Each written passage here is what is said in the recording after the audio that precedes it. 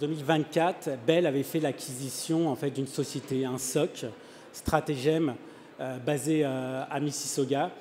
Et en fait, Bell Cyber, c'est vraiment la combinaison d'une PME qui avait un aspect innovation, comme on va le voir tout à l'heure, qui est extrêmement important, mais aussi l'expertise de Bell. Bell, on a les ressources qui gèrent, la plateforme qui gère une infrastructure critique énorme au Canada. Et donc, en fait, Bell Cyber est vraiment l'association de ce côté innovation entrepreneuriale et l'expertise de gestion d'infrastructures critiques. Donc, c'est vraiment qui on est au niveau de Bell Cyber. Donc aujourd'hui, en fait, on va vous parler du SOC autonome. Et entre parenthèses, on ne s'est pas réveillé un jour pour dire tiens, j'aimerais avoir en fait une partie automatisée, une partie de mon SOC. Bien au contraire, en fait, ça fait 10 ans qu'on innove. Et le SOC autonome, le ESOC, comme on dit, c'est vraiment le résultat de 10 ans d'innovation. Donc vous pouvez voir vraiment au début, en 2015, quand on a lancé notre SIEM as a Service, on a mis le SIEM directement dans le cloud. Okay, donc on a été avec le seul manuf qui fournissait à l'époque directement en fait, une solution multi-tenant. Et donc on l'a mis dans le cloud. 2015, alors là tout le monde disait « Waouh, tu mets ton SIEM dans le cloud alors que tout le monde a été avec des solutions on-prem et ainsi de suite. » C'était déjà un pari sacrément risqué. Ensuite est arrivé un truc dont tout le monde se rappelle, c'est la pandémie. Et donc là, tout le monde s'éloignait directement de l'on-prem pour partir dans le cloud. Et nous, on avait exactement déjà toute l'infrastructure, toute l'architecture qui était en place. Et ça a été un gros vecteur de croissance. Ensuite, quand on est arrivé en 2019-2020, et là, on était vraiment dans... Et puis, ça l'est encore partiellement en ce moment, c'est que les organisations, en fait, vont avec... the best of breed, les meilleures solutions, ainsi de suite. Sauf que ces solutions communiquent très peu ou mal ensemble. Et donc là, on a fait ce qu'on appelle une architecture maillée. Donc cette architecture maillée, je vais la décrire un peu plus en détail après. Mais donc, on a cassé les silos entre les différentes solutions. Ensuite, on a commencé à utiliser l'AI en 23 directement pour tout ce qui est analyse comportementale, pour finir avec notre SOC autonome. Donc déjà, premièrement, le SOC autonome, ce n'est pas un projet pilote. On l'a annoncé en même temps que Bell Cyber, donc on a déjà des clients qui roulent dessus. Donc depuis juin, juillet, on a plusieurs clients qui roulent dessus. Et donc, c'est vraiment, c'est vraiment quelque chose qui est essentiel et ça nous a pris 2 ans directement pour développer ça. Et on va justement voir derrière ça, c'est quoi l'architecture et comment ça marche. Avant tout ça, désolé, j'ai quelques slides marketing, je me dépêche, promis. Mais c'est important de pouvoir comprendre pourquoi, en fait, c'est quoi notre réflexion de pourquoi on veut automatiser et utiliser l'intelligence artificielle pour automatiser toute une partie des tâches des analystes SOC. C'est vraiment essentiel. À l'heure actuelle, vous le savez comme moi, voire mieux que moi même, c'est que ce n'est plus les attaquants qui sont derrière les attaques. En fait, ils utilisent vraiment l'intelligence artificielle, des outils qui sont extrêmement puissants, qui fait que le niveau de sophistication des attaques que vous voyez est considérable. Avant, on parlait des script kiddies, là on parlait des activistes et ainsi de suite. Bon, ils lançaient des attaques pas super complexes.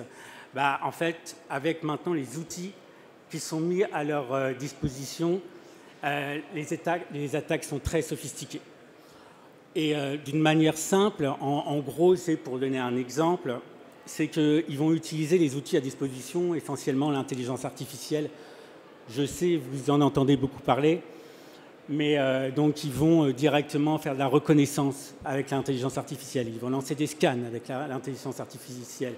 Ils vont lancer directement du phishing extrêmement sophistiqué, extrêmement complexe, ultra réaliste, qui fait qu'à l'heure actuelle, en fait, c'est très difficile pour le SOC, aussi bon soit-il, de pouvoir contrer ces attaques-là.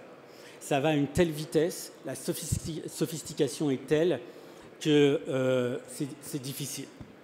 Et donc, en plus d'un SOC normal, ça arrive avec les enjeux, et puis je ne vais pas en parler, mais problème d'expertise, problème de nombre de ressources, travail en silo entre les différentes solutions, et ainsi de suite. Énormément d'alertes. Donc ça arrive avec toute cette complexité-là qui fait qu'un SOC traditionnel est très limité à l'heure actuelle et ne peut plus répondre à la complexité des attaques.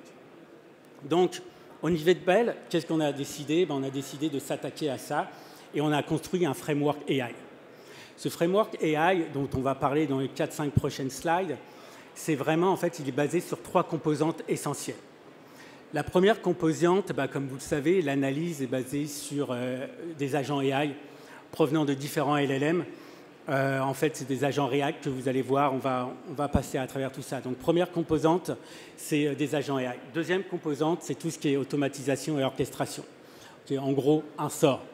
Donc là, ce qui est bien directement avec un SOC autonome, c'est que ça va vraiment simplifier nos différents playbooks. On en a pas mal qu'un seul maintenant, parce que la partie raisonnement et remédiation est poussée au niveau des LLM.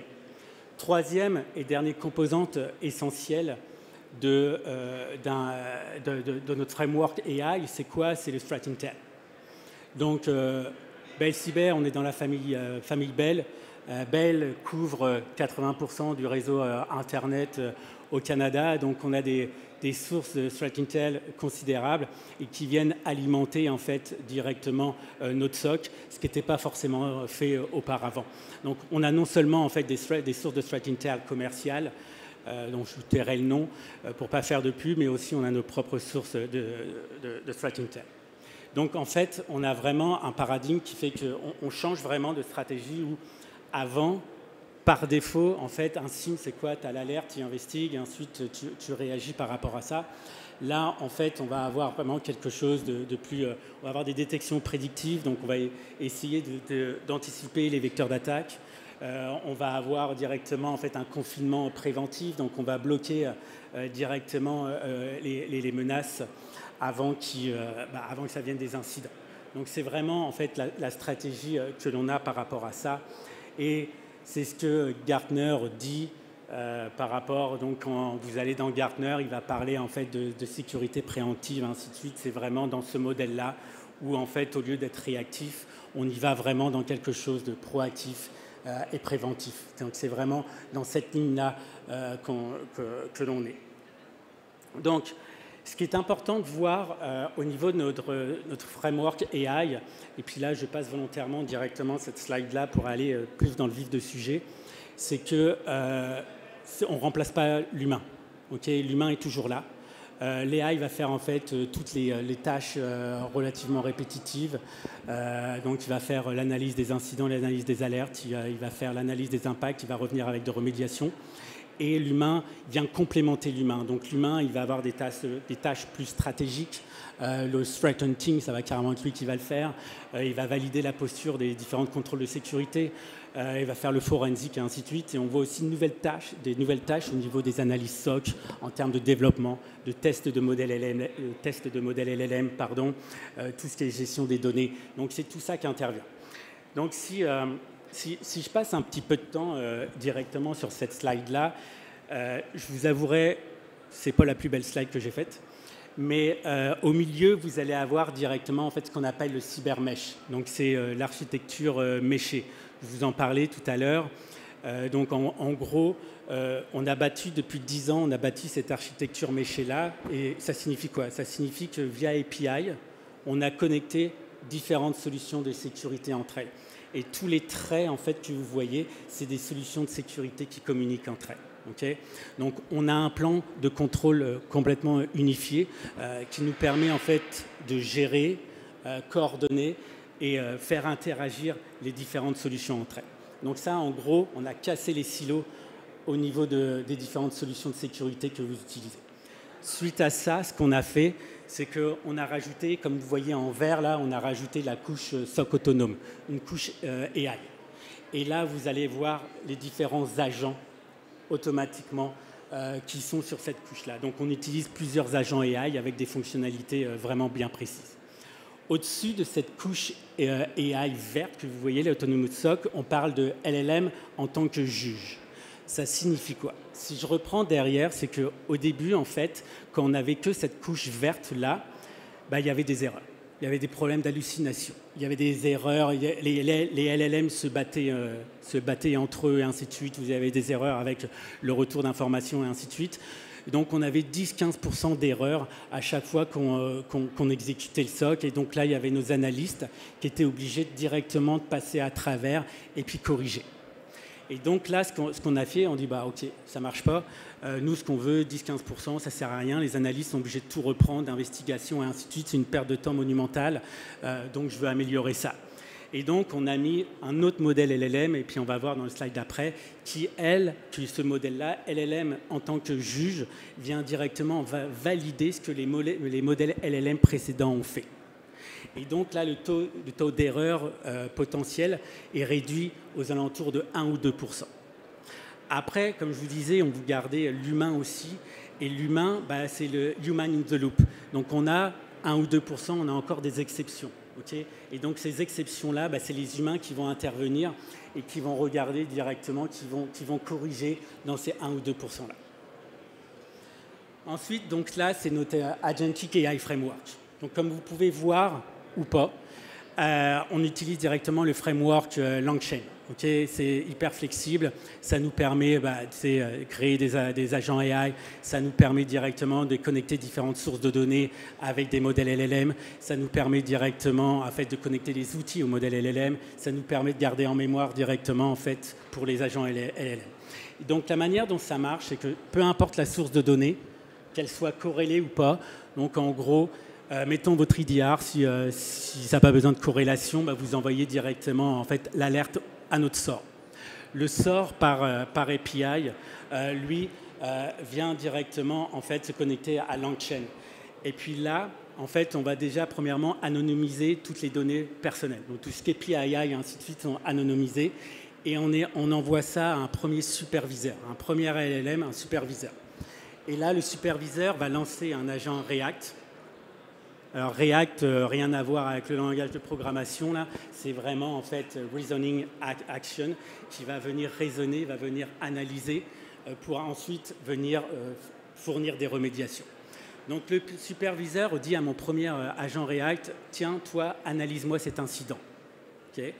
L'agent React va analyser l'incident et va renvoyer sa réponse, donc la réponse analysée directement à mon superviseur. Mon superviseur, donc lui, dans mon exemple, mettons, j'ai une adresse IP, j'ai les infos de géolocalisation. Mon superviseur va lancer un autre agent qui, va faire l'analyse de l'adresse IP. Donc, il est assez intelligent pour faire appel à ces différents outils que vous voyez là. Okay, vous avez des outils de threat intel, de tout ce qui est IPDB, et ainsi de suite. Et donc, en fait, mes agents vont informer directement, lancer les outils, donc mettons Anomaly, CyberInt, whatever, ce que vous voulez, pour, dans mon cas, dans mon exemple, est-ce que l'adresse IP est malicieuse? Okay. Donc, admettons, l'adresse IP revient, elle est malicieuse, j'en renvoie ça à mon superviseur. Mon superviseur, lui, qu'est-ce qu'il va dire? Waouh, ok. Donc là, j'ai une adresse IP malicieuse. Est-ce que j'ai assez d'informations pour fournir une remédiation ou conseiller une remédiation, par exemple, bloquer l'utilisateur. Mettons, bloquer la machine, peu importe.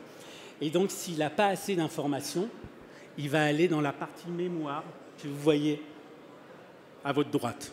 Okay. Et là, la mémoire, c'est tous les incidents qui se sont déroulés directement auparavant.